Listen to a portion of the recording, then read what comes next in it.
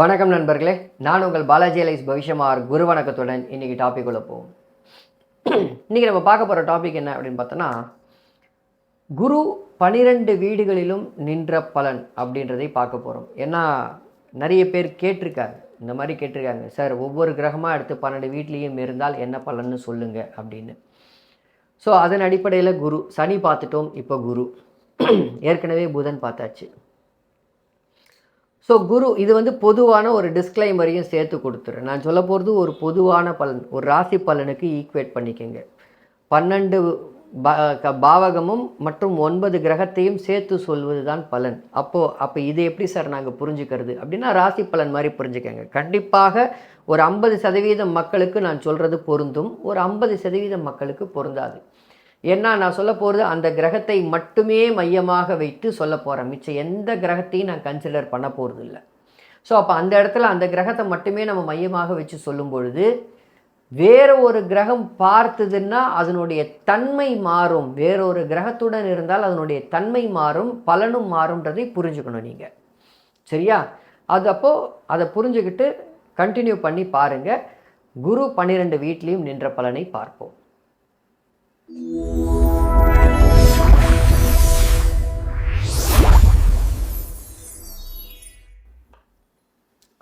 மேஷத்தில் குரு.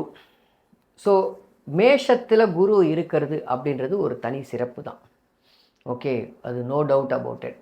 அந்த இடத்துல சுக்கிரனுடைய சாரம் மற்றும் தவிர்க்கப்பட வேண்டிய சாரம் அந்த இடத்துல குருக்கு சுக்கிரனுடைய சாரத்தில் இருக்கவே கூடாது. குரு இது ஜென்ரலாகவே எடுத்துக்கோங்க. குரு சுக்கிரனுடைய சாரத்தில் இருக்கக்கூடாது. இது ஜென்ரல். ஓகே, நம்பர் 1 எந்த சாரத்தில் இருக்கக்கூடாதுன்னா சுக்கிரனுடைய சாரத்தில் இருக்கக்கூடாது. ஸோ அப்போ குரு மேஷத்தில் இருக்கலாமா? நல்லா இருக்கலாம். மேஷ லக்னமாகி குரு லக்னத்தில் அமர்ந்தாலும் சரி, சூப்பர்.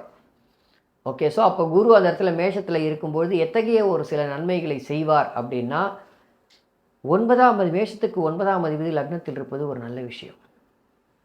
ஒரு நல்ல விஷயம். அந்த இடத்துல நல்ல பாக்கியங்கள் கிடைக்கும். வெளிநாடு போகணும், வெளி மாநிலம் போகணுன்ற எண்ணத்தை கொடுப்பார். ஆனால் பூர்வீகத்தை விட்டு போகக்கூடிய எண்ணத்தையும் சேர்த்து தரமாட்டார். அதுதான் பிரச்சனை. ஏன்னா 5ஆம் வீட்டையும் பார்ப்பார் இல்லையா? ஸோ அதனால் பூர்வீகத்தில் நம்ம ரூட்ஸ் இருக்கணும். அதாவது எப்படின்னா, இவங்கெல்லாம் எப்படி இருப்பாங்கன்னா, வெளிநாடு போகணும், நல்லா சம்பாதிக்கணும், திருப்பி இங்கே நம்ம நல்லா வாழணும் இப்படின்ற எண்ணம் கொண்டவங்களா இருப்பாங்க மேஷத்தில் குரு இருக்கும்பொழுது. மேஷ லக்னமாகி மேஷத்தில் குரு இருக்கும்பொழுது. ஸோ இதெல்லாம் ஒரு குருவோடைய பண்பு குறிக்குது. நம்மளுடைய பிறந்த இடத்த விட்டு கொடுக்கக்கூடாது, இருக்கக்கூடாது. மண் வாசனை இவங்களுக்கு ரொம்ப பிடிக்கும். அப்பா மழை பெஞ்சதுன்னா வெளியில் போய் மண் வாசனை அப்படியே முகந்து பார்க்கறதுக்கு அப்படியே ஆனந்தமாக இருப்பான். அவங்கெல்லாம் மண் வாசனை ரொம்ப பிடிக்கக்கூடிய ஆட்கள். ரிஷபத்தில் குரு, ரிஷபத்தில் இருக்கவே கூடாது. கொய்யால எந்த சாரமாக இருந்தாலும் இருக்கக்கூடாது. அந்த இடத்துல சந்திரனுடைய சாரத்தில் இருக்கவே கூடாது. அந்த இடத்துல குரு.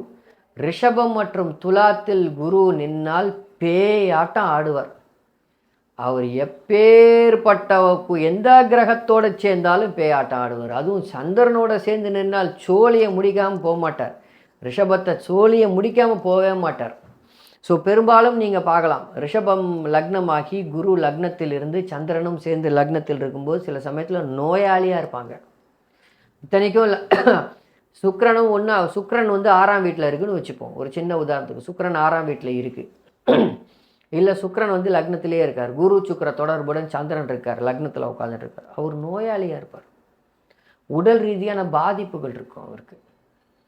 அதுக்கப்புறம் குழந்தை பிறக்கிறதுல ஒரு சில பிரச்சனைகள் இருக்கும். தாம்பத்திய ரீதியில் ஒரு சில பிரச்சனைகள் இருக்கும். முதல்ல அம்மா ரீதியாக பிரச்சனைகள் வரும். இதெல்லாம் பார்க்கலாம். ரிஷபத்தில் குரு இருந்தானா, ரிஷபம்னா காரகம், குருவோடைய காரகம் குழந்தை, குழந்தை இருக்கணும், பணம் இருக்கணும், அது போகும் இது அதெல்லாம் ஒன்று கிடையாது. பணத்துலலாம் பஞ்சாயத்து பண்ணவே மாட்டார் குரு. ரிஷப லக்னமாக இருந்து லக்னத்தில் குரு இருந்தானா பணத்தில் பஞ்சாயத்து பண்ணாமல், பஞ்சாயத்து அவர் தொடர டிபார்ட்மெண்ட்டே வேற, போட்டு அடிக்காமல் விடமாட்டார் அந்த இடத்துல. மிதுனத்தில் குரு, மிதுனத்தில் குரு இருக்கலாமா? இருக்கலாம். ஒரு 50-60% இருக்கலாம், தவறு கிடையாது. கட்டுக்குட்பட்டு இருக்கலாம் அந்த இடத்துல. ஏன்னா அவர் நின்ன வீட்டுக்கே அவர் பாதகாதிபதியாக வருவார். 7க்கும் 10க்கும் உடையவராக வருவார். ஸோ 7க்கும் 10க்கும் உடையவராக இருக்கவர் அங்கே இருக்கிற. ஆனால் செவ்வாயுடைய சாரத்தில் சூப்பராக இருக்கலாம் அந்த இடத்துல. மிருகசீடம் 2ஆம் பாதம் இல்லை மிருகசீடம் 3ஆம் பாதத்தில் எக்ஸலண்ட்டாக இருக்கலாம். ராகுவுடைய சாரத்தில் கூட இருக்கலாம். ப்ரொவைடட் ராகு நல்ல இடத்துல இருக்கணும். ராகுடைய சாரத்தில் இருக்கலாம், ப்ரொவைடட் ராகு நல்ல இடத்துல இருக்கணும். சுயசாரத்தில் தாராளமாக இருக்கலாம். அந்த இடத்துல குரு நல்ல பண்பு நல்ல விஷயத்தை கொடுப்பார். எது கொடுத்தாலும் 1க்கு 2 கொடுப்பார். கெட்டது கொடுத்தாலும் 1க்கு 2 கொடுப்பார், நல்லது கொடுத்தாலும் 1க்கு 2 கொடுப்பார். பெரும்பாலும் ட்வின்ஸு குழந்தைங்களை கொடுப்பார். அந்த இடத்துல ராகுவோடைய சாரத்தில் குரு உட்காந்துட்டு இருக்கும்பொழுது பாருங்கள், ட்வின்ஸு குழந்தைங்களை கொடுப்பார். கேட்டால் 2 குழந்தை பிறந்ததுன்னு வாங்க. ஓகே, இந்த அமைப்புகள் வந்திருக்கும். கடகத்தில் குரு உச்சமாக இருக்கலாமா? சூப்பராக இருக்கலாம், தப்பு இல்லை. ஆனால் பாவம் என்ன பண்ணுவார்? ரிஷபத்தை அடிச்சு விடுவார். ஸோ கடகத்தில் குரு இருக்கலாமா? தாராளமாக இருக்கலாம். ஓகே, குரு உச்சமாகி இருப்பார். சனியுடைய சாரத்தில் இருக்கலாமா? இருக்கலாம். புதனுடைய சாரத்தில் இருக்கக்கூடாது. அந்த இடத்துல புதனுடைய சாரத்தில் இருந்தால் கடகத்தையே பாதிப்பார். அவர் புதனுடைய சாரத்தில் இருப்பது கடகத்தையே ஒரு விதத்துக்கு பாதிக்கக்கூடிய சிச்சுவேஷன் தான் அது. ஓகே, ஸோ அப்போ புதனுடைய சாரத்தில் அங்கே இருக்கக்கூடாது. அவர் சிம்மத்தில் இருக்கலாமா? குரு இருக்கலாமா? தாராளமாக இருக்கலாம். ஆனால் அந்த இடத்துல எக்காரணத்தை கொண்டும் சுக்கிரனுடைய தொடர்பு அந்த இடத்துல குருக்கு இருக்க பிக் நோ, பிக் நோ.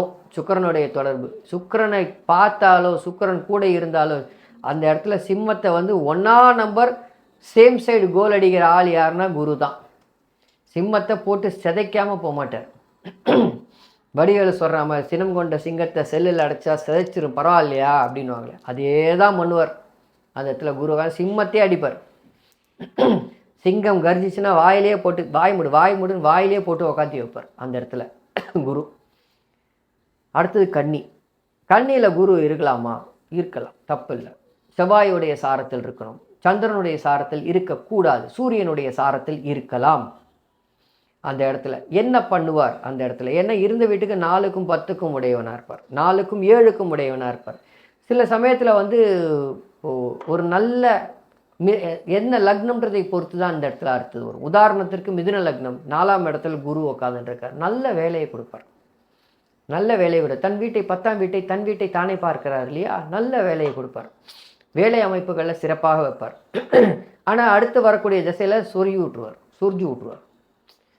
தன் திசையில் நல்லதை செஞ்ச அதே குரு அடுத்த திசையில் நல்லதை செய்ய மாட்டார் குரு புக்தியில். அதை மட்டும் புரிஞ்சுக்கங்க. துலாத்தில் உட்காரலாமா? உட்காரவே கூடாது.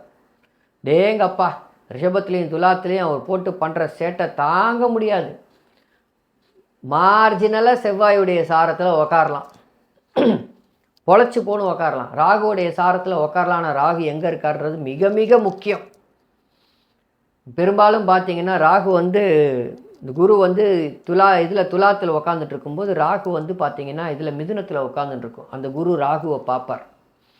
ராகு தசை நடந்தவங்களை கேளுங்க, பேயாட்டம் ஆடி இருக்கும் அந்த இடத்துல ராகு தசை. மிதுனத்தில் ராகு உட்காந்து குருவுடைய பார்வையில் வீடு வாகனம் எல்லாத்தையும் விற்று ஊரை விட்டு ஓடுற நிலமையில கொண்டு விட்டுரும் அந்த இடத்துல ராகு தசை. அதுவும் சார பரிவர்த்தனை ஆயிருந்ததுன்னா இன்னும் சுத்தம். ஸோ அந்த அமைப்புகள்லாம் அந்த இடத்துல செய்வார். இருக்கவே கூடாது. சிறுநீரக பிரச்சனைகளை தருவார், பிளாடர் இஷ்யூவை கொடுப்பார், சிறுநீரக பிரச்சனைகளை தருவார். அதுக்கப்புறம் விருச்சிகத்தில் குரு இருக்கலாம், சூப்பராக இருக்கலாம், பரவாயில்ல. அவர் சனியுடைய சாரத்துலேயும் இருக்கலாம். சுயசாரத்தில் இருந்தார்னா அபாயம். புதன் சாரத்தில் இருக்க வேண்டாம், இருக்கக்கூடாது புதனுடைய சாரத்தில். ஆனால் என்ன பண்ணுறது, எல்லாருக்கும் இல்லை. கேட்ட நட்சத்திரத்தில் உட்காந்துருமே சில சமயத்தில் குரு என்னத்தை பண்ணுவார்? கொஞ்சம் கடன் பிரச்சனையை தூக்கி கொடுப்பார். கேட்ட நட்சத்திரத்தில் குரு உட்கார்ந்தால் கடன் பிரச்சனையை தூக்கி கொடுப்பார். தனுசில் உட்காரலாமா? தனுசில் அபாரமாக உட்காரலாம். ஆனால் லக்னம் மிதுன லக்னமாக இருந்தால் கேந்திராதிபத்திய தோஷ அமைப்புகளை சிறப்பாக செய்வார் அப்படின்றதை புரிஞ்சுக்கோங்க. ஓகே, ஸோ தனுசில் உட்காரலாமா? உட்காரலாம். நல்ல எண்ணத்தை, நல்ல நெறியை, நல்ல நட்பு உறவுகளை தரும். ஆனால் சில சமயத்தில் நம்ம கண்ணை நாமளே குத்திக்கிற மாதிரியான சிச்சுவேஷனையும் குரு செய்வார். பண விஷயத்தில் ரொம்ப கேர்ஃபுல்லாக இருக்கணும். மகரத்தில் குரு நீச்சமாக உட்காரலாமா? செவ்வாயுடைய அவிட்ட நட்சத்திரம் 1ஆம் பாதம் 2ஆம் பாதத்தில் உட்காரலாம். சந்திரனுடைய சாரத்தில் உட்காரவே கூடாது. சூரியனுடைய சாரத்தில் உட்காரலாம். நின்ன வீட்டுக்கே சூரியன் 8ஆம் அதிபதியாகவே இருந்தாலும் அந்த இடத்தில் சூரியனுடைய சாரத்தில் உட்காரலாம், தப்பில்லை. சந்திரனுடைய சாரத்தில் உட்காரக்கூடாது. அதை மட்டும் அந்த இடத்துல ஞாபகம் வச்சுக்கோங்க. உட்கார்ந்தா என்ன பண்ணும்? கண்டிப்பாக பஞ்சாயத்தை கொடுக்கும். மகர லக்னமாகி லக்னத்திலேயே குரு நீச்சமாய் உட்காந்து தசை நடத்தினவங்களை கேளுங்க. குழந்தையால் பிரச்சனை, மனைவியால் பிரச்சனையை தராமல் போகாது அந்த இடத்துல குரு. கும்பத்தில் குரு உட்காரலாமா? தாராளமாக உட்காரலாம். சுயசாரத்தில் உட்காரலாம். அவர் ராகுவின் சாரத்தில் உட்காரலாம், மற்றும் அவிட்ட நட்சத்திரம் செவ்வாயுடைய சாரத்தில் எங்கே வேணாலும் உட்காரலாம். ஆனால் சாரம் கொடுத்த ராகுவோ சாரம் கொடுத்த செவ்வாயோ கண்டிப்பாக 6-8 அமைப்புகளில் லக்னத்திற்கு இருக்கக்கூடாது. இருந்தால் குரு சரியாக செயல்பட மாட்டான். அங்கே ஒரு 7.5 கொடுப்பான், போய் வம்பு கடனை இழுத்து விடுறதுக்கு ட்ரை பண்ணுவான், ஏதாவது ஒரு 7.5 கொடுத்துருவான். லக்னத்தை பொறுத்து மற்றும் மற்ற கிரகங்களை பொறுத்து கண்டிப்பாக கொடுத்துருவான். மீனத்தில் அவர் ஆட்சி பெற்றிருப்பது சிறப்பு. அந்த இடத்துல புதனுடைய சாரத்தில் இருக்கக்கூடாது. சுயசாரத்திலும் மற்றும் உத்திராட நட்சத்திரத்திலும் உத்திரட்டாதி நட்சத்திரத்திலும் தாராளமாக இருக்கலாம் குரு. ஆனால் புதனுடைய ரேவதி நட்சத்திரத்தில் மட்டும் இருக்கக்கூடாது. ஆக மொத்தத்தில் அந்த இடத்துல குரு நல்ல பலனை செய்வார் அப்படின்றதை எடுத்துக்கங்க. நல்ல பலனை செய்வார். ஸோ அப்போ 12 வீட்டுக்கும் குரு இருக்கும்பொழுது எந்த மாதிரியான ஒரு சில பலன்களை செய்வார்ன்றதை பார்த்துட்டோம். இந்த வீடியோ பிடிச்சிருந்ததுன்னா லைக் பண்ணுங்கள், சப்ஸ்கிரைப் பண்ணுங்கள், இன்னும் 10 பேருக்கு இந்த வீடியோவை ஷேர் பண்ணுங்கள்.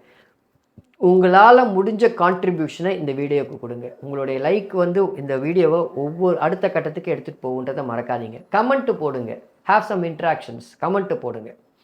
புரியுதுங்களா? ஸோ அப்போது இதுக்கு ஏற்கனவே சொன்ன மாதிரி தான் குரு இந்த இடத்துல எப்படி பண்ணுவார்னு, அவரோட ஒரு கிரகம் கூட தொடர்பு பெற்றதுனால் குருவோடைய தன்மையை அப்படியே முழுவதுமாக மாற்றிவிடும், மாற்றி விட்டுடும். ஒரு உதாரணத்துக்கு குரு தனுசில் உக்காரலான்னு சொல்லிட்டேன். அதே மாதிரி தனுசில் அபாரமாக ஜம்முன்னு உக்காந்துட்டுருக்கலாம், நல்ல பலனை செய்வார்னு சொன்னேன். மீனத்தில் உட்காந்தா நல்ல பலனை செய்வேன்னு சொன்னேன். மீனத்தில் உச்சமான சுக்கிரனுடன் சேர்ந்து உட்காந்தா நல்ல பலனை குரு அங்கே செய்ய மாட்டார். 1 நம்பர் வேலையாக முதல்ல சிங்கத்தை அடிக்காமல் போக மாட்டார் அப்படின்றதை ஞாபகம் வச்சுக்கோங்க. முதல்ல சிங்கத்தை அடித்து விடுவார், அதுக்கப்புறமா தான் மற்ற வேலையெல்லாம் அப்படின்றதை ஞாபகம் வச்சுக்கோங்க. தனுசில் உக்காந்தாலும் சிங்கத்தை அடிப்பார். ஸோ இந்த மாதிரியாக எங்கே உக்காந்தா என்ன பலன், மீனத்தில் உக்காந்து சிங்கத்தை அடிப்பதற்கும் தனுசில் உக்காந்து சிங்கம்னு சொல்கிறது சிம்மத்தை அடிப்பதற்கும் உள்ள வித்தியாசங்கள் உண்டு, கண்டிப்பாக உண்டு, வித்தியாசங்கள் உண்டு அப்படின்றத ஞாபகம் வச்சுக்கோங்க. சரியா? அடுத்த பதிவில் பார்ப்போம். நன்றி நண்பர்களே.